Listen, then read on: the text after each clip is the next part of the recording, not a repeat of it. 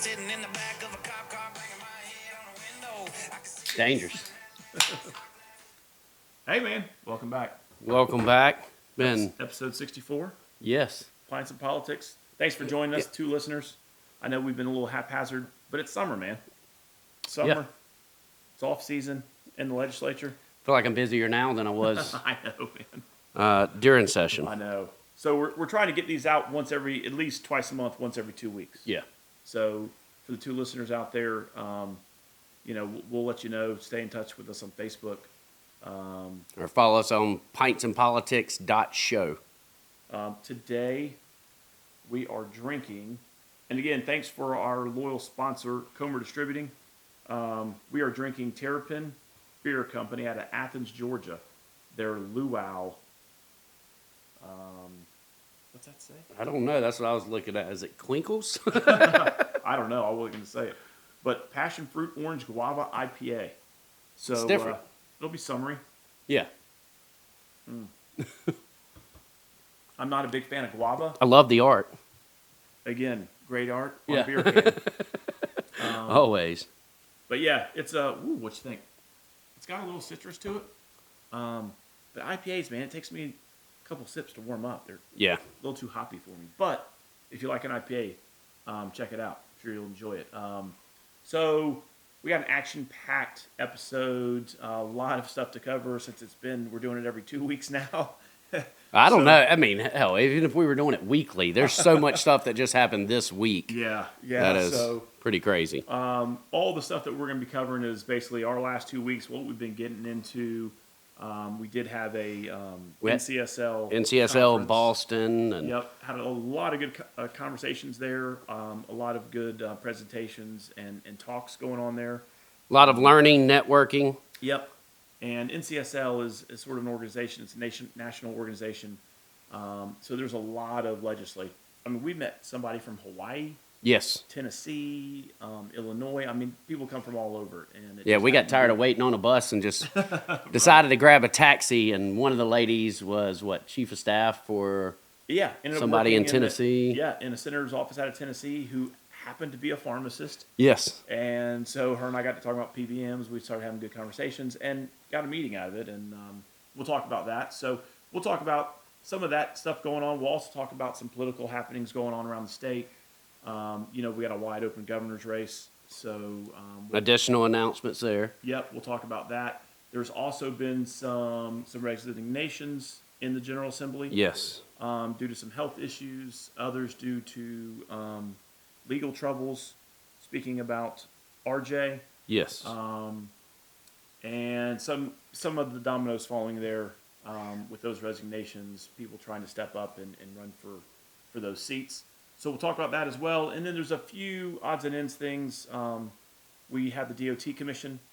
DOT Commission, Insurance Ad Hoc Committee as well. Coming up next week, so we'll get into all that stuff. So, man, where you want to start? You just want to talk about... Let's do the NCSL. Yeah, man. So what'd you think? You and I both got in on a Sunday? Yeah. So as much as I've been traveling here, NCSL, or Boston, has been by far my favorite city to go to. I actually really enjoyed it. Couldn't agree more, man. I've never been. Yeah. Have you? Nope, never been to Boston. I've never been. Really enjoyed it. It's a good... everyone said it's the Charleston of the North. I didn't get that vibe. No. Maybe if you're staying down on the rich waterfront. Right. But what was that? That Freedom Trail? Yeah, the Freedom Trail. Cool. Me and the wife walked it and did a little bit of it. There's a lot of history there. So I get where they get the Charleston of the North type deal, but their state house is right there. That big public library was right where we were staying, right where the conference was. So if you have not been to Boston, definitely would recommend checking that out. Whether it's a trip with just your spouse or take kids. It was a pretty kid-friendly type of town. Clean. Oh, yeah, it was clean. I didn't feel unsafe at any point. Right. Not a lot of that stuff going on. So, good times. And as we talked about before, there was a lot of sort of scheduled talks going on where you and I could just walk in and sit down. Yeah, I mean, you got 10 conferences or breakout sessions going on at one time. Yeah. And you get to choose which ones you want to go to. Yeah. Yep. So there's a lot of things to learn there. Also, a lot of just networking. Yeah, because about every vendor comes any of the, I want to call them special interest groups, because you might have somebody advocating for the Brady Bill. Then you got somebody advocating for the Second Amendment right beside of them, like in the convention center. So a lot of going around talking. Some of them have pre-made bills that have worked in other states. Yep. I talked with a lot of the parental right groups, a lot of the tech groups. Meta wouldn't talk to me, of course, but I was able to spend some time with TikTok and with X. Okay. Yeah, and I didn't realize until going up there all of the investment and the headquarters for folks in that that health science space, that pharmaceutical space. Man, I mean, I think Moderna was up there, Vertex. I mean, there was just a lot of big sort of businesses that are setting up shop, all around in Massachusetts, all around Boston, and there was something in downtown Boston called the Innovation District where they were trying to recruit. So I'm sure there was probably some local incentives going on there to get them there. But then it just got me really thinking about, why can't this happen in Rock Hill, or why can't this happen in South Carolina? They do have MIT and Harvard Correct. right there. No, that's the big thing. That's what I'm getting to, is that skilled workforce. It really got me like, these institutions of higher education, which you want to cut and slash all their funding. I definitely would love to cut Harvard's funding. No, but seriously, they have invested in that higher ed, not just publicly. Yeah. But there's an endowment there, obviously. But And they should be able to use that correct. instead of public funds. Yeah. But so it got me just looking at that scenarios of how do we create spaces like that or environments like that here in South Carolina, where you take advantage of your institutes of higher education to where they're centers of workforce development, right? I think you and I talked about this before. Our tech schools seem to have gotten out in front of that.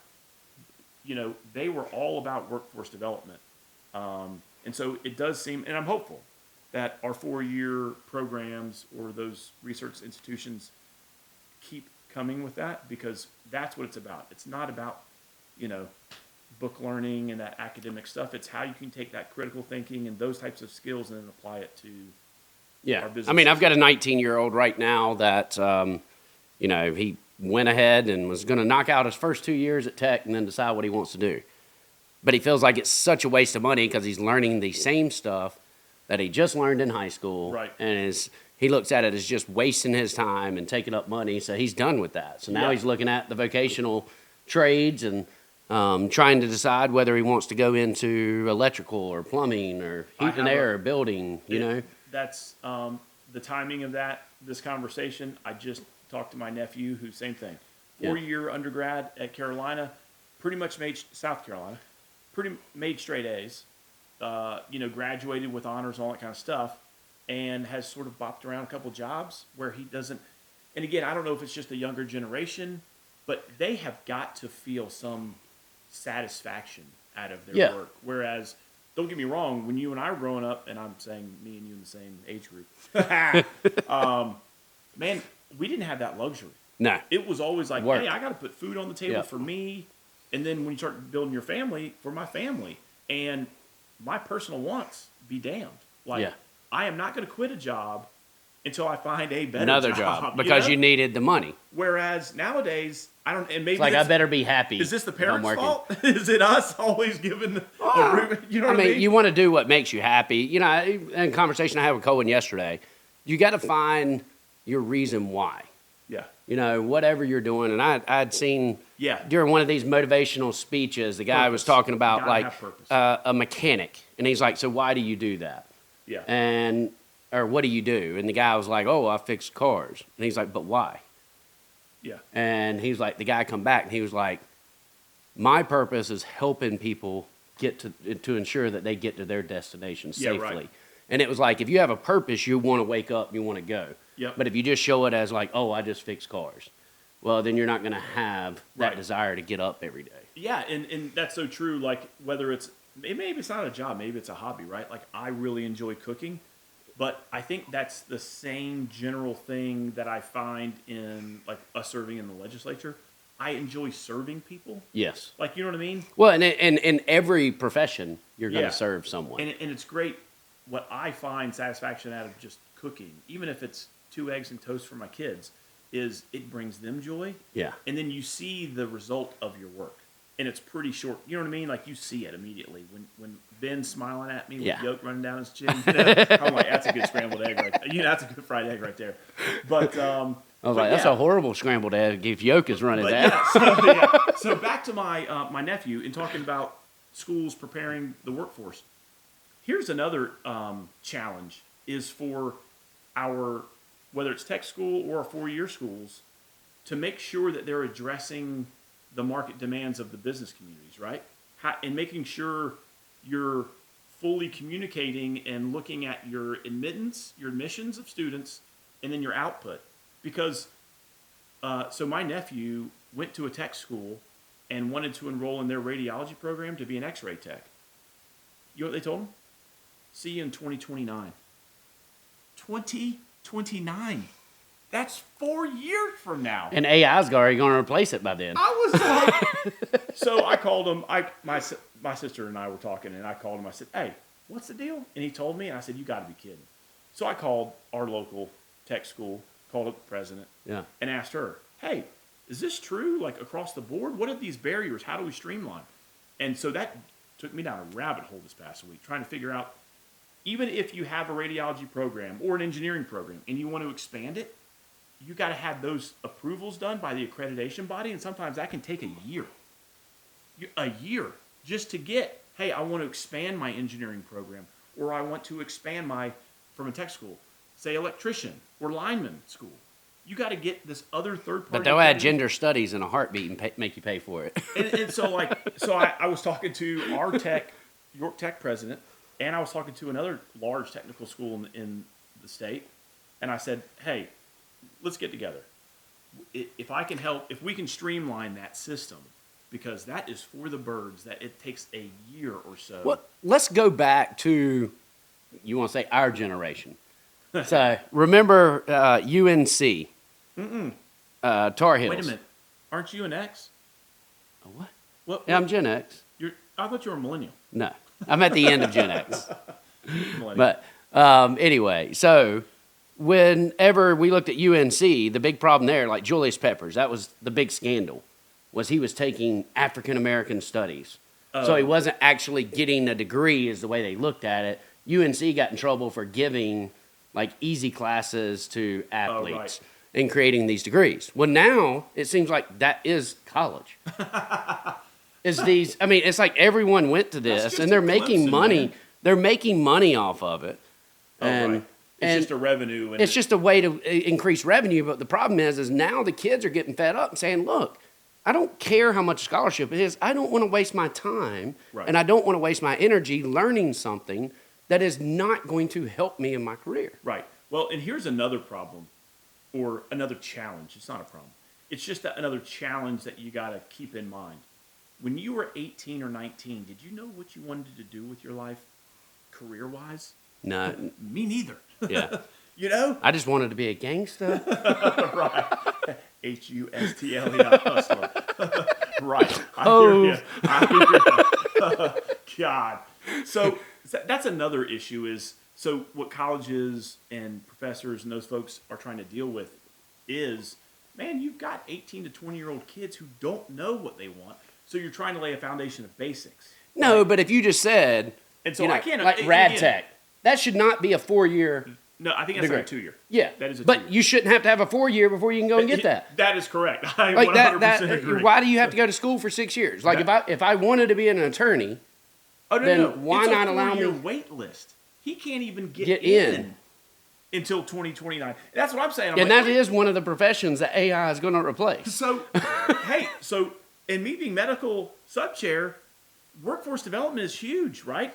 And so nursing, dentist, rad techs, all of those support jobs, like everyone thinks of medical as, surgeon, physician, those types of things. There is a lot, if you look at it like a pyramid scheme, there's a lot of foundational support pyramids. staff. That's the insurance. Whether it's that's techs, not the reading radiology, like all those things, nurses, like those are the foundation of healthcare, right? And those are some of the bigger programs around the state. Yeah. And if you got to wait, But they have over been 2 years to get in. Whenever I was doing You're gonna recruitment change your advertising, mind. And so my question that to was the them big was, things. how does this impact the deficiencies with healthcare professions? Doesn't. Is that part of the no? Is that part of the problem? Because, dude, if you got to wait 2 to 3 years just to go to school to be licensed, yeah, I'm not doing that. I'm going to be a carpenter. I'm going to be an operator in a bulldozer or something. You know? Yeah. So anyway, man, we went down a rabbit hole there, but But well said. It fits. that's what was going on this week. You know, another thing I was working on this week. So, but you talked about workforce development. Yeah. While we were in Boston, one of the things that I stayed an extra day, and Frank McCourt does Project Liberty, which was the people's bid to buy TikTok. And their big thing is everyone should own their own data, which I agree with. I'll be filing a bill.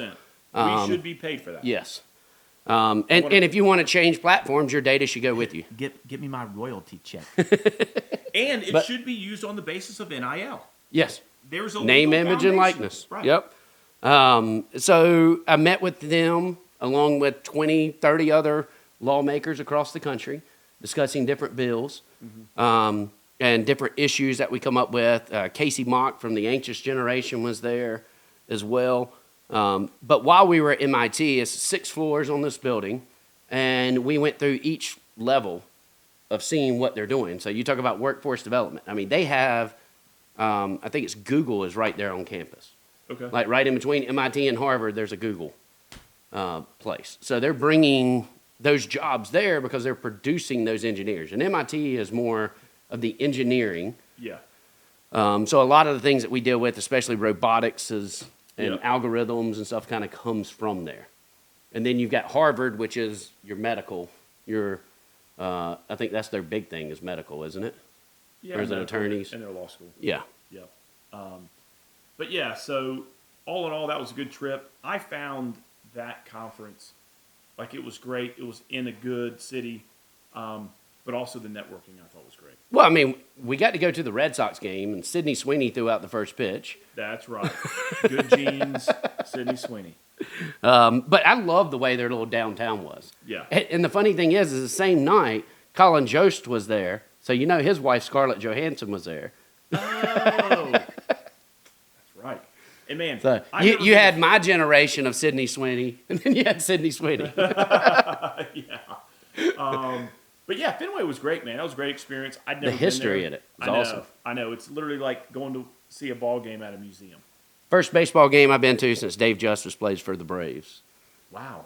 Really? I went to a Pittsburgh Pirates game back in the day. But I've never been to Pittsburgh. That's a good little city too. Okay. I mean, it's smaller, but it sort of reminded me of Charlotte a little bit. But the great thing is the river down there. So in Pittsburgh, but so yeah, all in all, good trip, great networking. I did get to went on a couple tours to some of these like Moderna, Vertex to look at some of their labs, all the cellular R&D stuff they're doing there, which is just fascinating. You go through there and they start talking about trying to cure cancer and things of that nature, and I was like, man, I feel like so. But you can do it. Like, I'm not.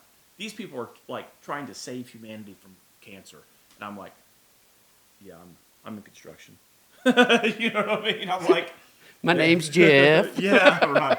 Yeah, I'm like, Now, well, y'all found. I had your a purpose. friend that I went to high school with. I met up with in Louisville for the first time. That's probably 2016 or so. And whenever I was talking to him, he's working for this Chinese company that does like the biomedics. Yeah. So they take your DNA and they build medicine for it. And it was so outrageous. But he's like, yeah, man, we can 100% cure cancer. It's just who can afford it. That's what these folks were talking about too. And basically if you have cancer, basically cancer is a mutation of your cell. And so they are attacking this problem at the root, on a cellular level. And similar discussions were being had. I'm like, wait, what? But they were really talking about curing, not, hey, let's just, But it's just changing things. So the best way, my buddy, the way that he explained it was, how an assembly line, just imagine boxes rolling down an assembly line, and they're all going to the next step. Well, if something happens, one box gets jammed. and no one's paying attention, when them boxes start to build up, that's essentially a mass or cancer. If you don't get on it, it's going to break the machine. But if this medicine goes in, removes the stuck box, Yeah. then all the boxes start flowing through.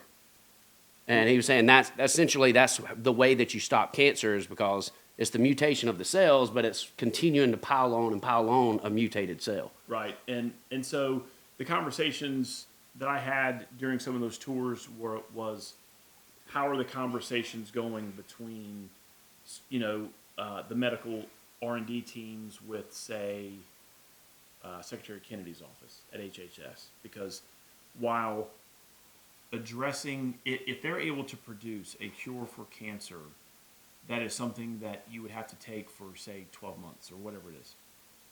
That upfront higher price tag, is it worth the overall health of our country and our state if we got to pay a steeper price up front, but you don't have all of the, what I would say, chronic or therapy drugs that you have to take for the rest of your life? You know what I mean? And so, and they said that it's going good. They're trying to weigh, like, okay, yeah, higher price up front, but it's a cure. It's not like you got to go, get chemotherapy or... Are we going to mortgage our health? You know what I mean? I mean, but I'd be willing to do that. Yeah. If you told me that I could have something that's going to save my life and it's going to cost me $250,000, Yeah. as long as the bank will give me a loan for it and they think that I'm going to live through it, then I would do it in a heartbeat. Right. Well, and that's where the insurance markets come in, the reinsurance markets come in, and measuring risk. And so again, it's a lot of conversations to be had. It's exciting to hear about. I'm really getting tired of the insurance. And The more I look at it. but so here's another question: is I think we're finally having real conversations, which I really appreciate the Trump administration is actually doing, in looking at food. Yeah. What causes it? And it makes And who would have thought that it would take a Democrat it from Massachusetts to do that? to join a Republican administration and having bipartisan conversations about. And that's the way that you get things done. That's the way. We're too partisan on every little issue. I agree. And everything is not partisan. And look, if we talk about, not, we're not making decisions for the next election. We're making it for the next generation. This is exactly what they're doing. Right.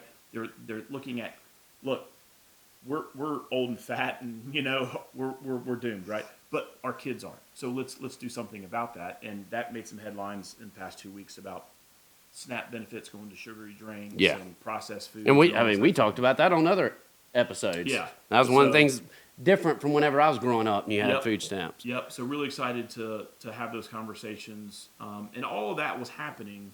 What, in 2.5 days for us in Boston? I know you had the stuff after. Yeah. But that was about 2.5, 3 days. I was down there for 5 days. Yeah, because you had the stuff after. Yeah. Project Liberty. But, we had that, and then, of course, we had all the news breaking here in South Carolina at the same time. So let's go ahead and shift gears a little bit. In our next segment, we will be talking about all of the political happenings, drama, announcements. I tell you, folks. Can you do that? In South Carolina, we are keeping it real, because whether it was some just off-session drama, major political announcements, major political resignations, this past week and a half, man, has been off the hook. So, in our next segment, we'll cover all those. Yes. This episode of Pints of Politics is brought to you by Comer Distributing. Comer Distributing Company is a wholesale beer distributor located in Rock Hill, South Carolina. Founded in 1971, Comer is a family-owned business that distributes beer and other beverages to York, Chester, Fairfield, Lancaster, Kershaw, Lexington, and Richland counties.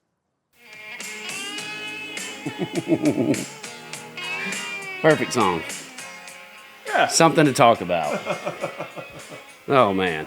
Yeah, I tell you, South Carolina politics has made the headlines. Man, let's go ahead and talk about the ongoing saga with the South Carolina Freedom Caucus founder, R.J. May. R.J. May. Because it is now seeming to make some national headlines with what Project Veritas is doing. And you posted about it, yesterday or the day before? Yeah, I just found out last night about it. And yeah, I saw the same thing. And then, that sort of coincided with me retweeting something about Roblox. And I see you did the same thing. And so, yeah, man, fill us in. What's going on? What are you reading? So, I mean, of course, child predators have grown since online is there. And the more we go to end-to-end encryption, more predators feel that they can get away with things. RJ, of course, was indicted for the CSAM material.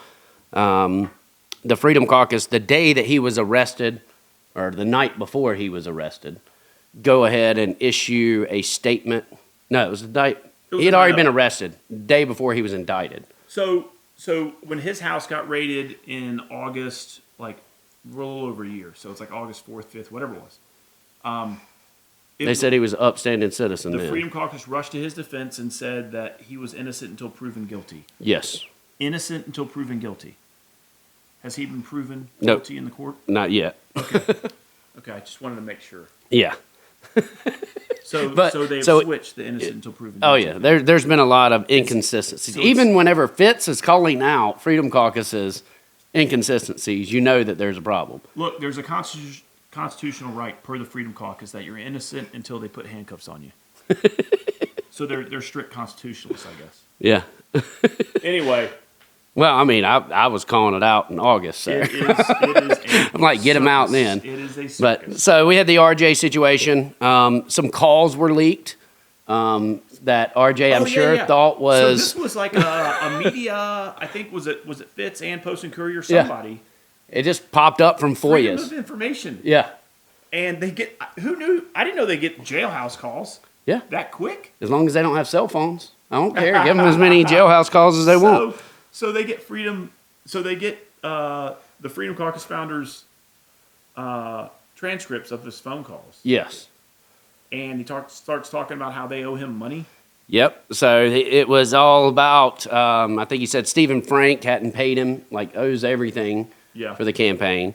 And of course, anytime all that stuff gets brought up in ethics investigations, Right. which Davey Hyatt had called after RJ's arrest for the ethics investigation to not only RJ but to associated members as well to ensure that there's nothing nefarious going on. And immediately, Freedom Caucus started calling for a resignation.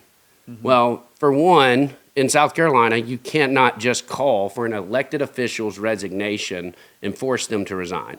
So we can't adjourn and just take a vote to vote someone out, because that would be an easy way to get rid of someone that's, say, standing up to the establishment, right? Yeah. I don't think there was anybody in the General Assembly and you're before we got there. violating that district's constitutional right to representation. Correct. So So you can't do that. So what you have to do is you have to have an ethics investigation. If the ethics investigation comes back and finds fault, which typically if you're in jail, it's going to find fault, then we can reconvene and we can eject you. However, on the federal level, if you remember Matt Gaetz, who was the guy who come down and opened up for Adam Morgan here and did the big fundraiser for him, he got caught up with the supposedly trafficking as well while he was in D.C. right. And in order to stop an investigation, you can resign.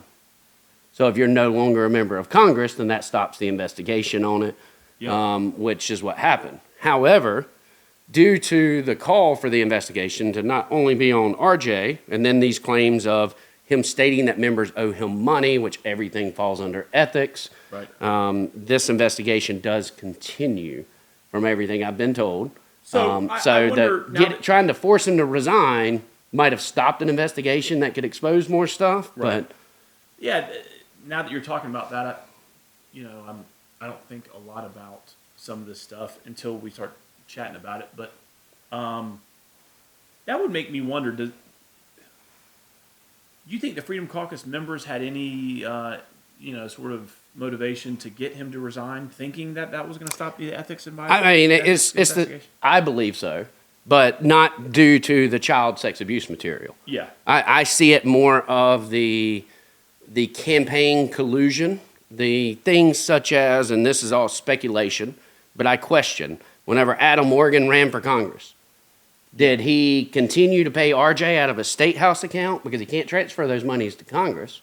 Oh yeah. and then utilize it for congressional means. Yeah. You know, And I wonder- was there? I've already mentioned the signing of the non-disclosure agreements with these groups, and them love bombing and giving money to these groups, and that being facilitated through DC, which there was no connection there until this Project Veritas just come out. Yeah, and so reminder for our 2 listeners: when you join the Freedom Caucus, you sign a non-circumvent, non-disclosure agreement. No, I'm talking about non-disclosure agreement for the groups. I don't know if you signed one just to be part of the Freedom Caucus, but they want these groups that they would fund. Oh, that's right. That's right. Yeah, from what I was told, they will fund these nonprofits to be echo chambers. So the DC Freedom Caucus gets them a donation to their nonprofit. They sign a non-disclosure. They have these calls and these strategy meetings with the Freedom Caucus. So whenever they claim things such as loyalty oath, these groups can come back. Not to mention setting up the shell AstroTurf organizations, such as the Palmetto Freedom Fund. I was going to say, what are some of these? RJ, Evan Newman, from what I'm being told, Newman. Oh, okay. Mulch is United Patriots Alliance. Gotcha. But from what I'm being told, that whenever that Palmetto Freedom Fund was set up, they were all heavily involved in that. So where do these funds come from? When you're doing a fundraiser, do the funds go to the Freedom Caucus? Do they go to the Palmetto Freedom Fund? Do they and how do they begin to utilize them? Or do they just go to RJ and Ivory Tusk? Or you know what I mean? Again, or legitimate. whatever he paid the kick person. This is all stuff that was the motivation for the bill that said you cannot run campaigns, political campaigns, if you reside in that body. Well, I mean, it's the thing that, like, whenever we run, it's this mixing of funds, mixing of interests. Hey, RJ, are you a representative here, or are you a campaign manager here? Are you know what I mean? it makes it difficult. Yeah. I could certainly see that. And then you could get a little cocky or arrogant at times whenever you feel like you're controlling everything. But just like this Project Veritas that come out last night. Yeah. It says, whistleblower reported South Carolina Representative R.J. May and Armstrong Williams sex parties to the FBI in 2023. It's been held by the Department of Justice since 2023, supporting these claims, and then it provides text messages. Like, this ties back to, is it Barr? Used to be the Attorney General for the United States. I mean, all of these accusations, and I don't know the legitimacy of it. I mean, you got it's one person's word against others. Right. Now, if this one person ends up dead, then I guess we can assume that it's pretty legitimate. But talking about burner phones, talking about RJ trying to get prostitutes, it kind of ties all of this stuff. Well, Project Veritas is, they make national headlines, and so I was, sort of like, wow, South Carolina. And I think that he's a very small part of that. Is now making national news in a CSAM ring. Great. But I think that he is a very small part of that. From what I'm seeing, it seems to be more about Barr and this campaign consultant up in D.C., and the lady worked for the D.C. campaign consultant. But it does have, I'm trying to think, like it has Meta on there. The head lobbyist for Meta talking about putting out anti-Trump and how they adjusted the algorithm. So there's a lot of these things that people have always said is conspiracy that's kind of tied up into this one investigation right now. And so that was just one of the resignations that occurred at the General Assembly. The next one was, more on a somber note.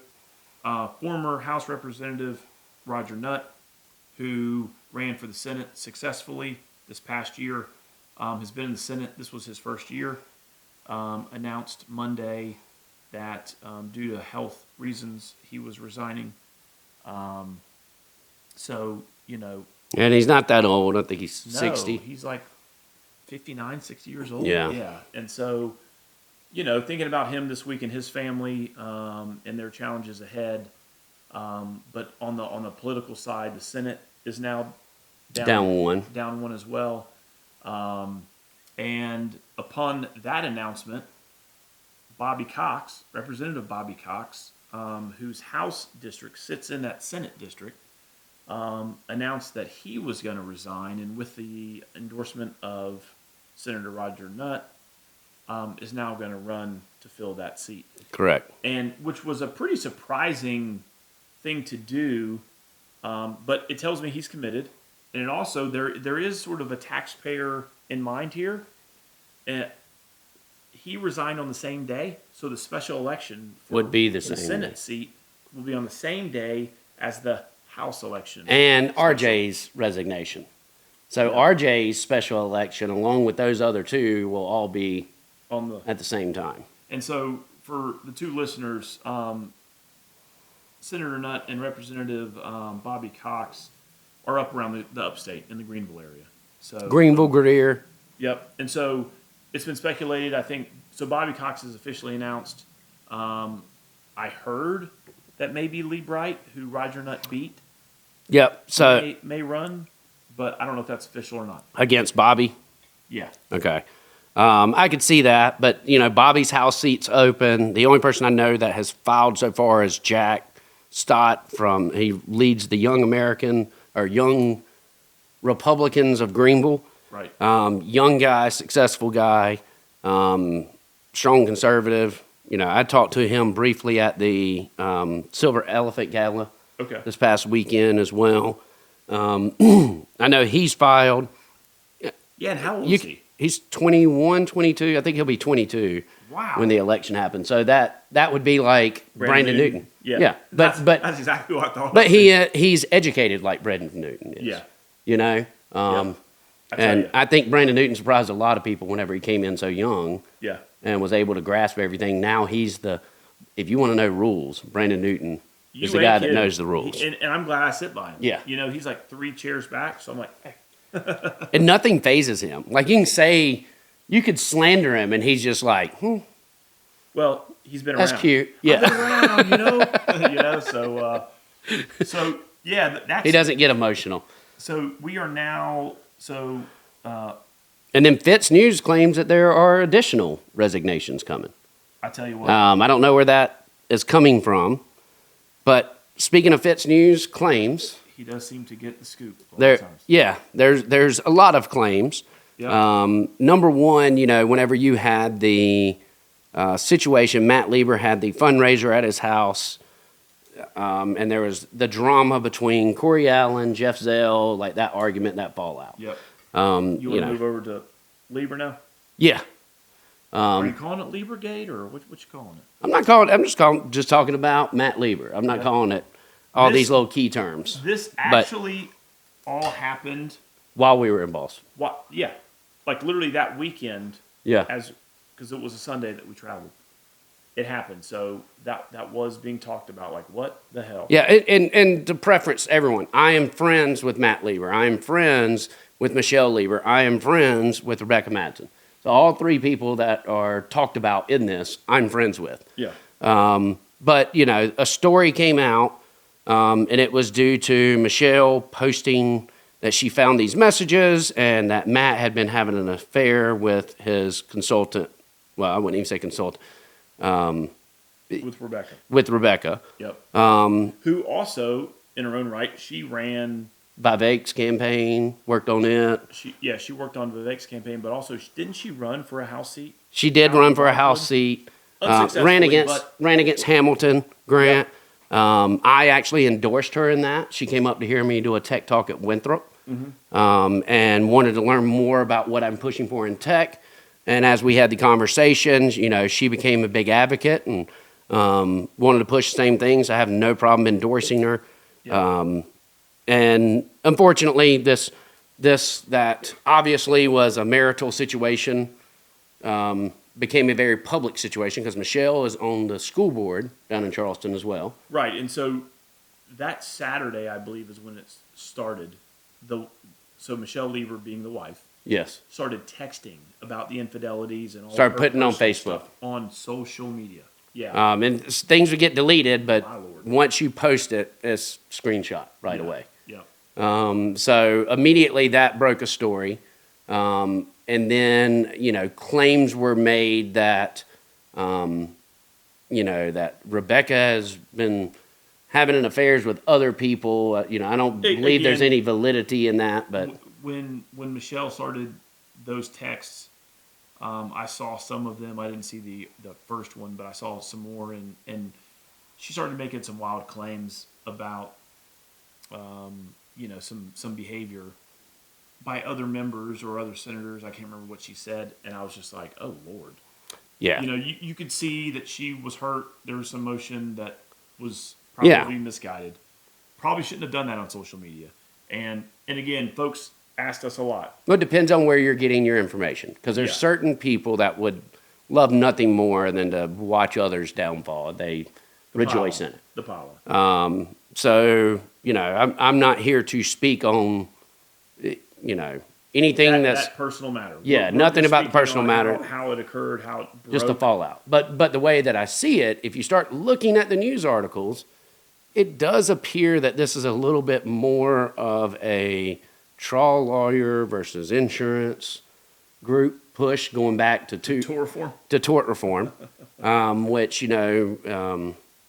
Rebecca, who worked for one consultant, essentially representing a group, and then another consultant representing another group, they seem to be the main players kind of involved going back and forth. Leaking that information. I don't know about leaking, because I'm not with FIT, so I don't know who said what, nor do I think that they would ever reveal who said what. But what I do find very odd is there is a guy, Carlton, that is running for a seat down in the Low Country. I don't know.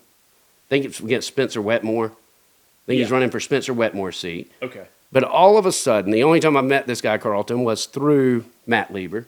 I think he came up whenever we held one of the Columbia fundraisers. Met him then. But he immediately comes out on video and starts calling for resignation. And, making some claims, which he claims he can back up. But it seems extremely opportunistic. Yeah. For somebody that you would consider a friend to just start. Carlton and Leber are friends? I thought that they were. Okay. Or they were together prior. Well, I believe the woman that Carlton is with was always with Leber and his crew. Oh, gotcha. So his entourage. Yeah. I heard he had. Because Leber always had a lot of people around. Well, again, yeah, you and I will not get into the personal because we don't know. Yeah. We don't know what's going on. But it's created a swirl of drama. But truthfully, the other stuff is that's what I will speak of, rising to the crop. Because this is what I think we're getting sort of hit because we are members of the General Assembly is I believe it was Katrina Shealy? Former Senator Katrina Shealy went on the record and told Will Folks and Fitz News that... No, she actually wrote on her own post. Like, she's got her own so post. She posted to social media? No, she's got like her own blog that she writes to. Everybody's got a blog, yeah. Folks. All right, so former Senator Shealy, who we know, went and made claims that there were members of the General Assembly that were being basically blackmailed. Yes. Due to some lobbyists or sex scandal knowing about their indiscretions and using that to leverage certain members of the General Assembly to change votes on key issues. That's where I have a problem, right? Because now... Are you saying this was happening while you were in the General Assembly and you didn't speak up, which is your constitutional oath to do so? Well, I'm saying I have a problem with it because I'm a member of the General Assembly. Yeah. Right? Whether we like it or not, the reputation of the General Assembly hits us. Right. And I don't have any use for that. And what I also don't have any use for is people making wild accusations or making claims and they don't have any evidence. It's just what they think or what they believe. And I'm like, that is not factual evidence to support a claim that people are switching their votes. Right. I mean, that would be corrupt. That's what I'm saying. Like, there's a public trust there, and this isn't somebody that just had an affair. This is saying you're being blackmailed. Yeah. Which look, I'm going to tell you right now, my son took his life due to blackmail. I beg for the day for anyone to ever attempt to blackmail me. I mean, Like, I will be the biggest mouthpiece that there is and out in the news, and I'll be like, yeah, I screwed up. This is what I did. This is what I did. I want this person going to jail. And I want them going to jail over Gavin's Law. And so, again, I respect former Senator Shealy, but for her to irresponsibly go and do that. Now, again, if she's got proof, bring it. Yeah. Because I want to see it too. Because the kids who are playing by the rules, we're getting... It puts a bad stain. It's no different than, what was it, the Fat and Ugly Caucus? Whatever. That got in trouble for having parties and raising money. That's right. Whether we like it or not, we're the swamp, whatever the reputation of the General Assembly is, you and I have impact on that. Yeah. We can bring it up, bring it down. And so if there are folks... I have a hard enough time hurting the reputation just looking like this. So if there are folks who are doing it, I want to know about it. Yeah. Because they need to go, right? And so, and now, it seems, and again, in this no accountability type of media world, I think I heard Representative Joe White out of Newberry on a Charleston radio show claiming that, yeah, that's all true. Well, I believe it's true. And I said, wait a minute. I listened to it. I think he said, yeah, it wouldn't surprise me. I could see that happening, but I think the headline was kind of changed to say that he says, yeah, this is true. This is happening. But then again, this is Joe White, who literally argued up and down that I said the words, I heard you with my own 2 ears, my own 4 ears with the hearing aids in, but I'm going to beat your ass. And I never said it. And once I provide the recording, it's like, oh, no, you doctored that recording. No, I didn't. You can hear everything in the background. Right. Second for second. Damn receipts. Yeah. So and anyway, people wonder why you record everything. That's some of my concern with what's going on. And, I know Bill Clinton was famous. His voters, his supporters back in the 90s were like, who cares about character? This is why character matters, right? It's because your personal decisions impact your credibility and reputation. Now that you're a member of the General Assembly, you've got a lot of other things to consider. Yeah, and it makes it worse whenever it's a Republican, because Republicans typically run on family values. Right. So it certainly makes it worse. And again, on the personal side, man, Matt, Michelle, the Leber household, I hope they can figure it out. Yeah. I would just suggest don't figure it out on social media. I think that would probably be helpful. Very true. And, again, he's got to make a lot of decisions for himself. I know there's been, some claims or some reporting about ethics investigation. Yeah, they're saying that stuff. All that stuff will flesh out. Yeah. Don't rush to judgment. Don't make assumptions. I think that. Yeah, if there's corruption within finance, they'll find it. Trust me, they'll find it because they want to get rid of somebody that's given the General Assembly a black eye. Correct. But again, also, I'm not going to go and say he's guilty of these things that Fitz News is reporting about either, right? You got to be responsible. So, anyway, all that was going on this past week. A couple of major announcements. Our very own State Senator Wes Clymer announced running for the 5th Congressional District to replace Ralph Norman. So Ralph Norman is not seeking re-election. He's running for the governor. And I know both of us have been asked about that position numerous times. Yep. But we both believe in Wes Clymer. Yes, 100%. Well, I'm endorsing Wes right away.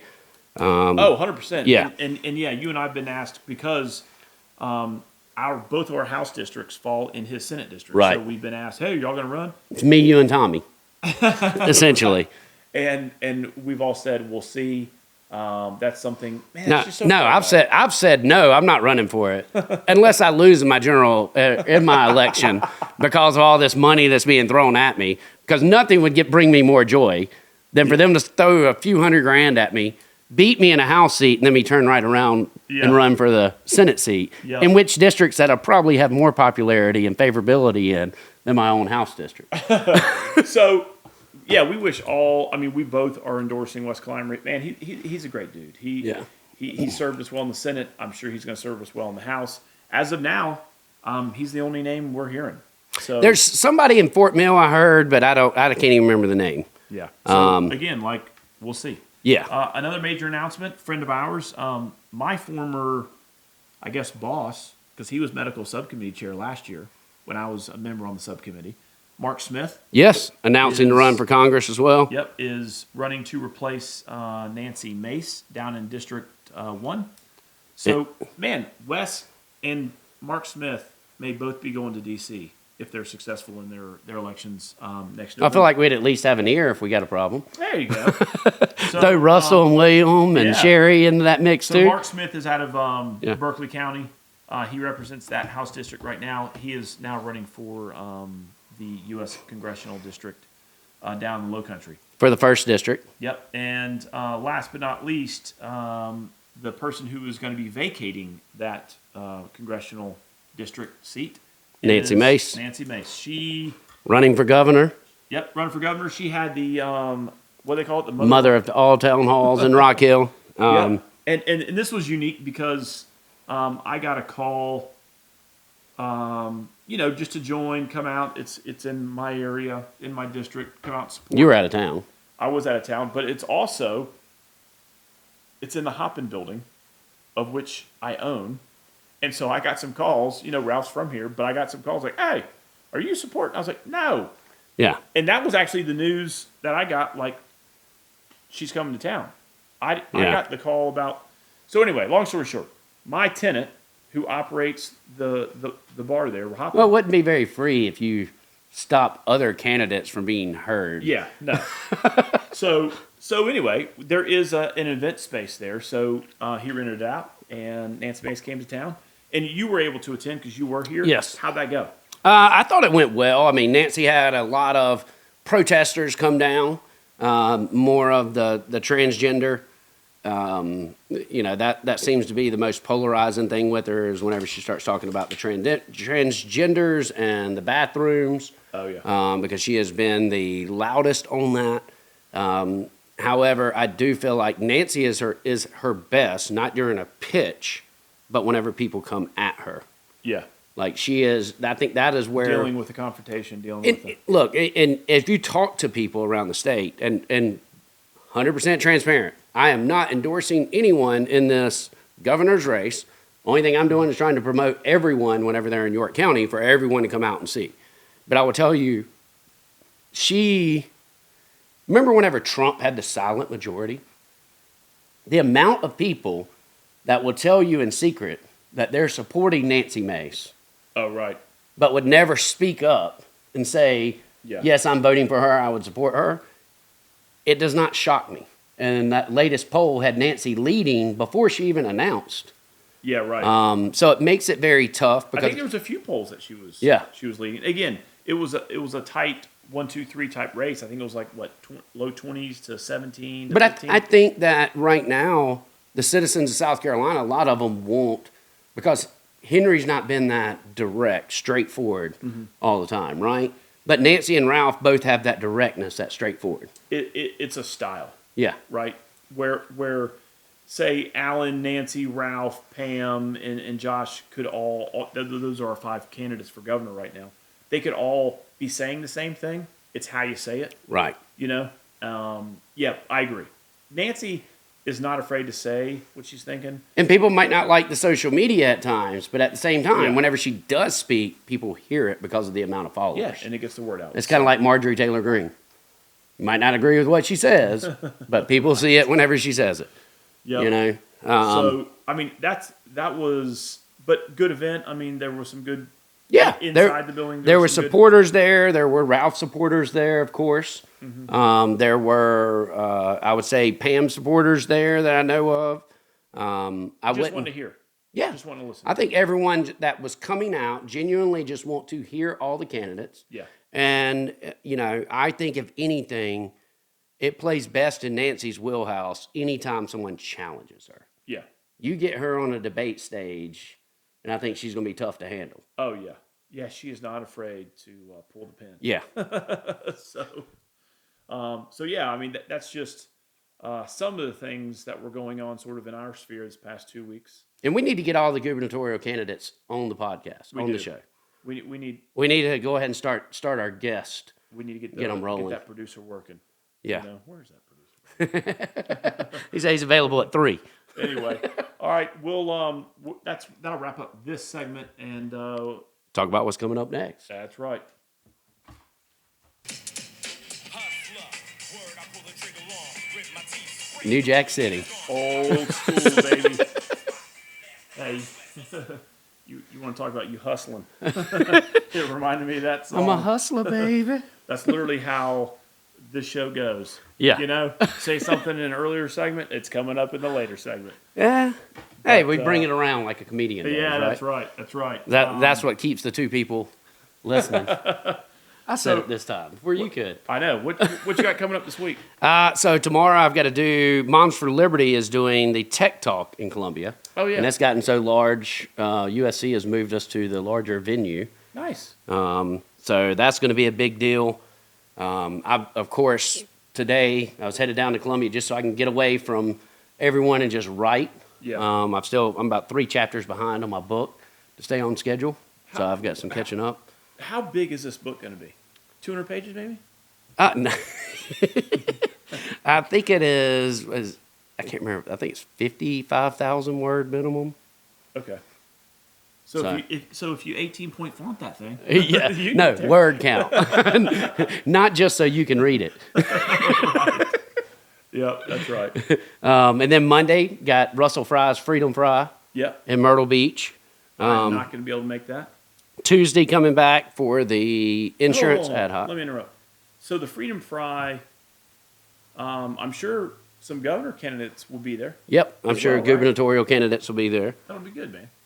I think Ralph's coming down for it. I think Pam's already committed. Alan's committed. Okay. So I don't know who all is, but I know there's quite a few. That'll be good for people just in that area to meet all those candidates. you Yeah, know? Get to I see think so them too. one-on-one. Don't have to see them on a radio show or an edited TV news report. Get it straight from the horse's mouth type deal. Correct. So that'll be good.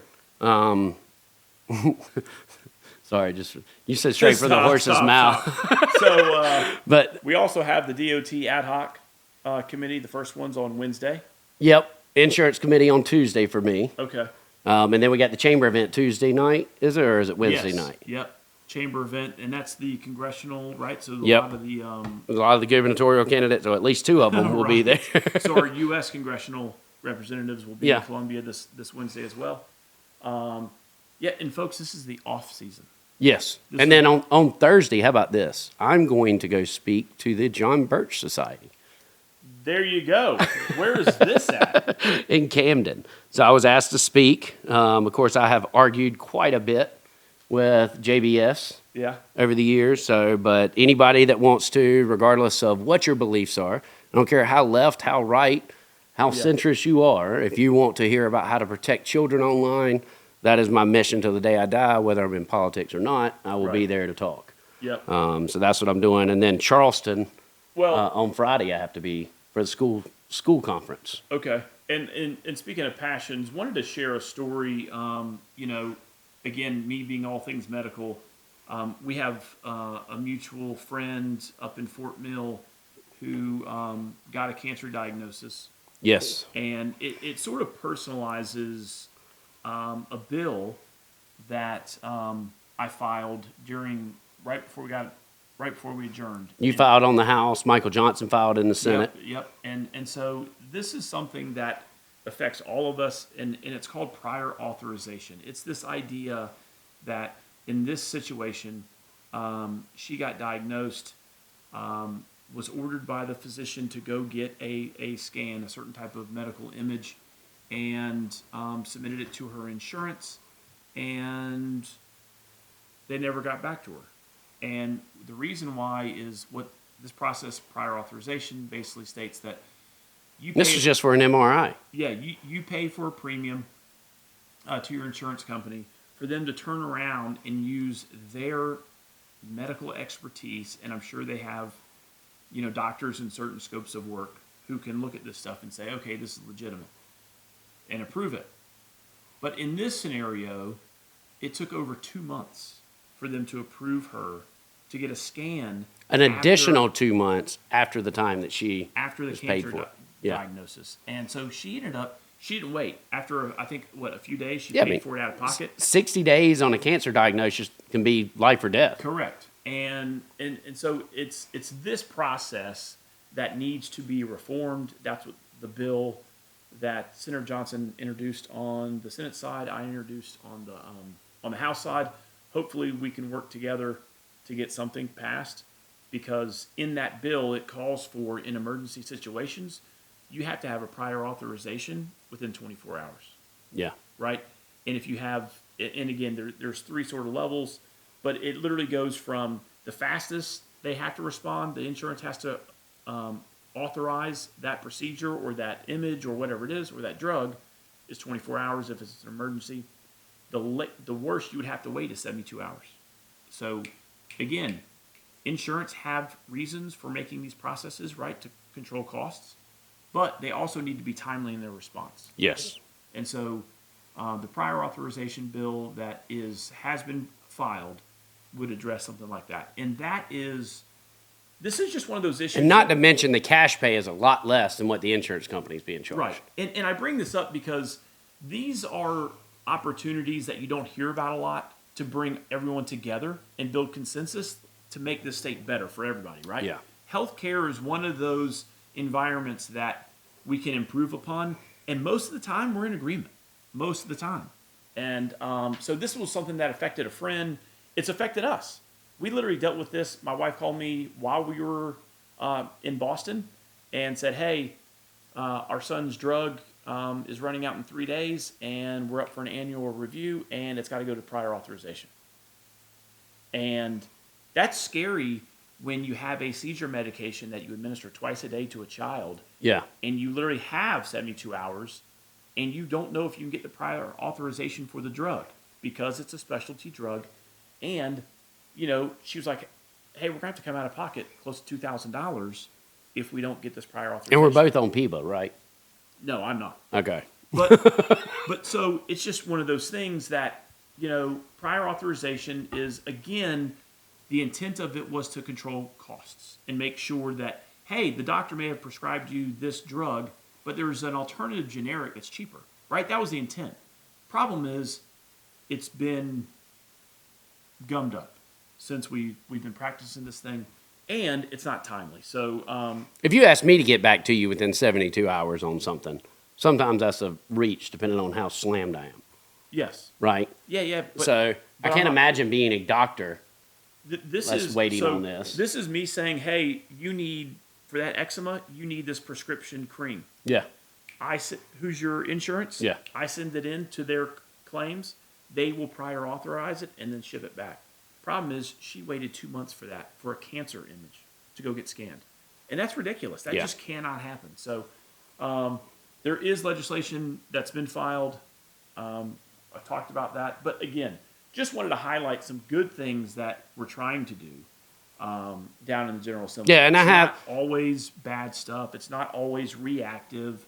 It's, you know what I mean? It's trying to make the healthcare landscape better here in South Carolina for patients and for the physicians. And I have talked to our friend, had the double mastectomy. Yeah. Say that they got everything, so that appears to be great news. She is, however, done with politics, so she might not be listening to the podcast anymore. You come to a life score. Well, you come into a life scare, and it's just like, hey, what's important in life? Oh. Am I wasting too much energy and time on things that are not as important? And we've talked about this before. When it comes to the social media environment, Yeah. where you have someone that is obviously maybe not aligned with you on certain issues, or maybe just in life, and they make a rude comment or an antagonistic comment about how we voted on a certain issue. I want to use my time better, not responding to every single little. I hadn't learned that yet. I know. Hey, but life's a journey, Wes during his you ain't finished yet, brother. whenever Wes did his his announcement speech, he said, "We need somebody that's not just loud on Facebook What? and arguing on Facebook. People that are good at legislating I sent him a text. I was like, I feel attacked. Yeah, right. Yeah. Well, what else you got going on this week? So, and then this weekend, I've got the school conference. So I'm keynote speaking there to talk about Gavin's Law and the impact with the school districts, how they can, implement what it means by the law as well. So that's primarily it. That's about it for then. Now, I haven't even looked at next week. I mean, if we're talking about, I'm definitely a full week. The following week, I've got a task force meeting on Monday, a legislative law meeting. The speaker sent out that about security. Yep. So that's one thing. That's another good thing that you brought up. Let's highlight is, folks, this the political environment has gotten pretty divisive, and whether you want to say it's this person's fault or this side's fault, irregardless. Problem is that some of the language, some of the critiques dehumanize the folks who are trying to serve their communities. Like people getting violent. And folks, it's risen beyond words. It's gotten violent. Case in point, up in Minnesota, I believe it was a Democrat who was shot and killed. Yes. Another one was shot and wounded. And so that spurred some conversation internally within the General Assembly and the Sergeant at Arms office here in the state of South Carolina.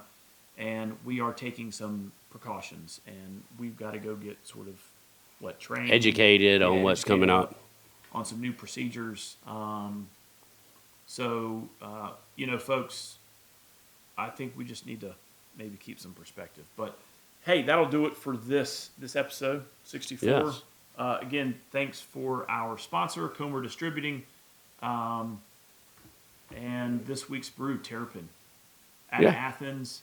It's probably the best thing that came out of Athens, Georgia. I don't know. It's a good time in Athens. I liked Athens whenever I went down they there. produce Terrapin beer and convicts, So anyway, if you enjoy IPAs, this one's it's got some fruit on it, but it's a little hoppy. Luau IPA. Go check it out. Yep. And be sure to follow us on pintsandpolitics.show. Like, follow, share, all those things. Keep us popping up higher in the algorithm.